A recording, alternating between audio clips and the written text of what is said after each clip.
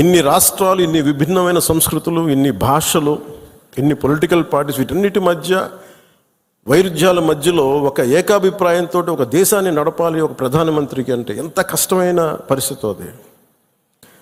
అలాంటి వ్యక్తులకి మనం ఇవ్వగలిగేది చిన్నపాటి ఊతం అంతే, చిన్నపాటి ఆసరా.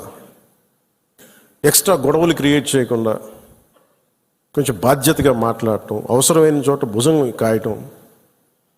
As part of NDA this is our responsibility.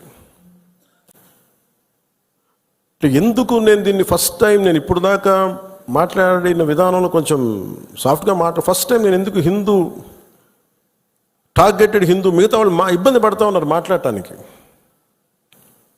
ఉగ్రవాదులు టార్గెట్ చేసి హిందువులను చంపారు, ఇది సత్యం అంతే. వాళ్ళు అన్న మాట నాతో ఏంటంటే, మధుసూదన్ గారి భార్య, ఇఫ్ ఆమె ముస్లిం నన్ను స్పేర్ చేసేవాళ్ళు సార్. మేము చేసింది పాపం, బీయింగ్ హిందూ పుట్టడమా మేము చేసింది? కనీసం మా చేతుల్లో ఆయుధాలు కూడా లేవే, మేము సైనికులం కూడా కాదు. మేము బిడ్డలిద్దరు అక్కడే ఉన్నారు.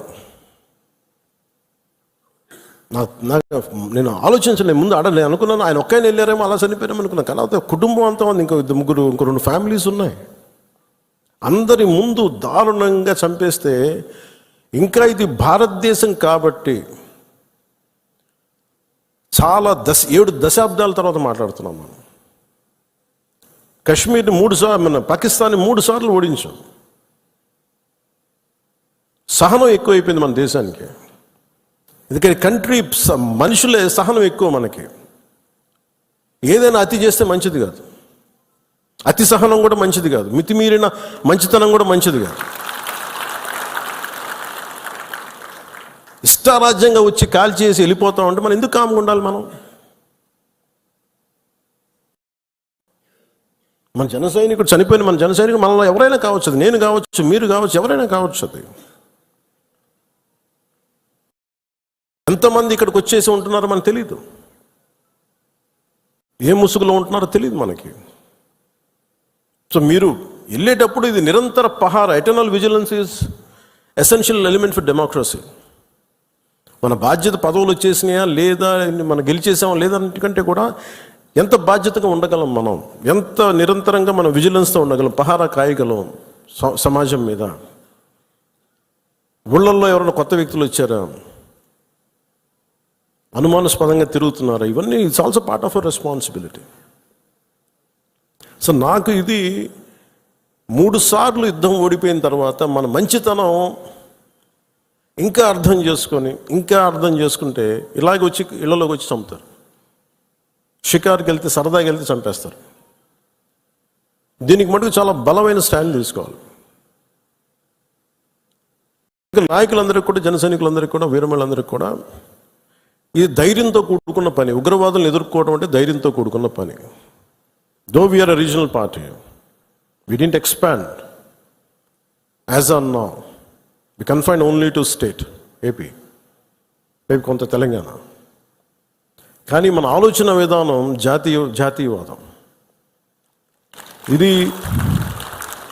ఇది మీరు బలంగా ఉండగలిగితేనే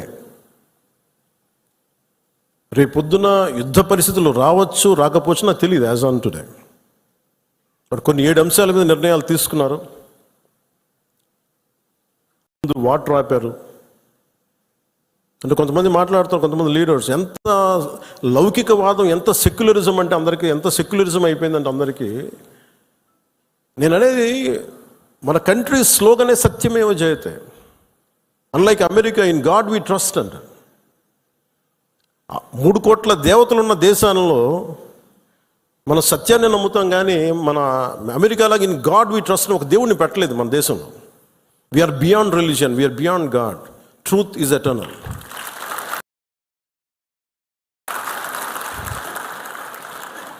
సత్యం అంటే ఏంటి? ఒక తప్పుని తప్పుగా చెప్పడం, ఒప్పుని ఒప్పుగా చెప్పడం. If I make a mistake, I'll say admitted it's a mistake. Constant కరెక్షన్లో ఉండాలి. ఎటర్నల్ ట్రూత్ అది. అలా కాకుండా ఇంత 26 మంది చనిపోతే మత ప్రాతిపాదికని చంపినా కానీ మన సెక్యులర్ వాదులు